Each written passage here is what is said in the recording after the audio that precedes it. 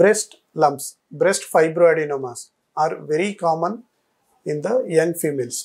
Breast fibroadenomas ఇవి cancer కానీ non cancerous గడ్డలు చాలా కామన్గా young women in their teens like 15 to 25 ఈ ఏజ్లో మనం కామన్గా చూస్తాం. దాని తర్వాత కూడా కొందరికి ఉండొచ్చు, కానీ వాళ్ళకు ముందే ఫామ్ అయ్యి వాళ్ళు అలానే దాన్ని నెగ్లెక్ట్ చేసుకుంటా, లేకుంటే వాళ్ళ డాక్టర్ వాళ్ళకి ఫాలో అప్ చేయండి దీనికి ఇంకా ట్రీట్మెంట్ లేదు అలాంటి వాళ్ళకు మనం చూస్తాం. కానీ కామన్గా 15 to 25 girls are affected. So దానివల్ల ఏమవుతుందంటే పేషెంట్తో పాటు వాళ్ళ పేరెంట్స్ కూడా చాలా కంగారు పడిపోతుంది. ఏంది ఇంత తక్కువ ఏజ్లో ఇలాంటి గడ్డలు అనగానే మనకి చాలాసార్లు ఏంటంటే మైండ్లో ఒకటి ఇవి క్యాన్సర్ గడ్డలా అన్న డౌట్ ఉంటుంది.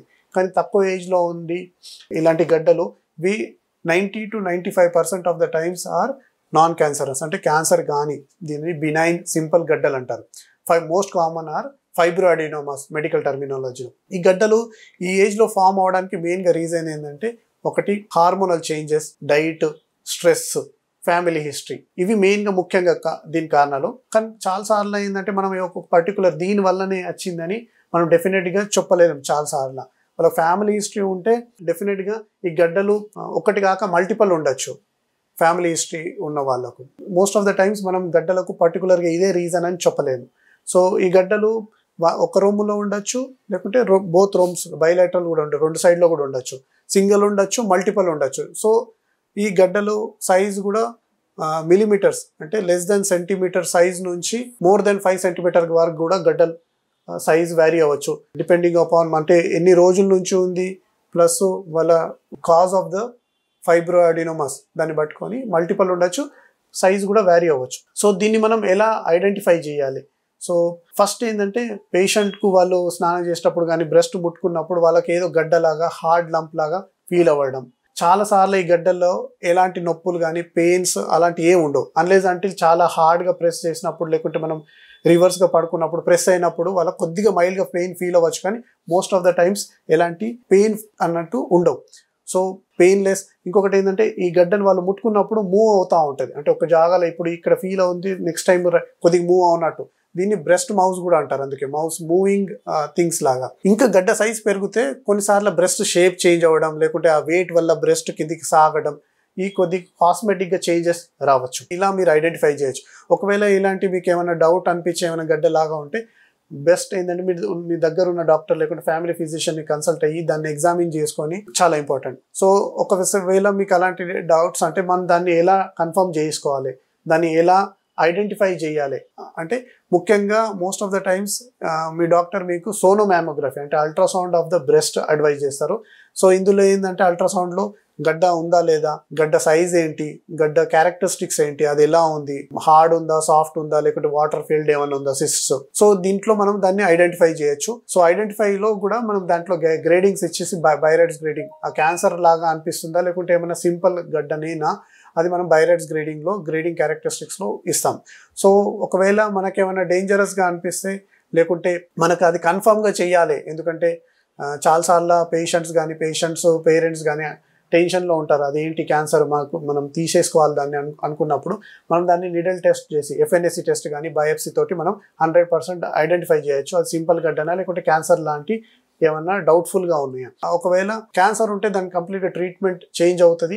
నేను చెప్పిన ప్రకారంగా 90 to 95% ఈ ఏజ్ గ్రూప్లో ఇలాంటి గడ్డలు ఉండడం అవి fibroadenoma, that is benign breast lumps అంటారు.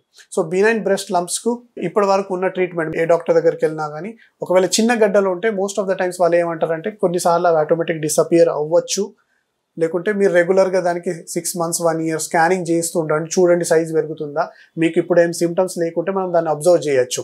అదే ఒకవేళ మీకు సిమ్టమ్స్ ఉండి లేకుంటే గడ్డ పెద్దగా ఉండి లేకుంటే కొందరు తీయించుకోవాలనుకున్న వాళ్ళకు surgery is the only advice given by your doctor. చాలాసార్లు ఏమనుకుంటారు టీనేజ్ కాబట్టి మ్యారేజ్ కాలేదు, రేపు మ్యారేజ్ ఉన్నప్పుడు మళ్ళీ వాళ్ళు ఏమైనా ఇష్యూస్ అవ్వచ్చు అని బ్రెస్ట్ పైన స్కార్ కానీ ఇలాంటి పేరెంట్స్ కూడా చాలాసార్లు ఆలోచిస్తూ ఉంటారు.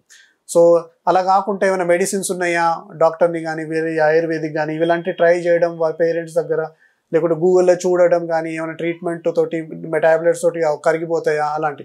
అలోపతిలో అయితే దీనికి ఎలాంటి ఎఫెక్టివ్ మెడిసిన్స్ ఏం లేవు.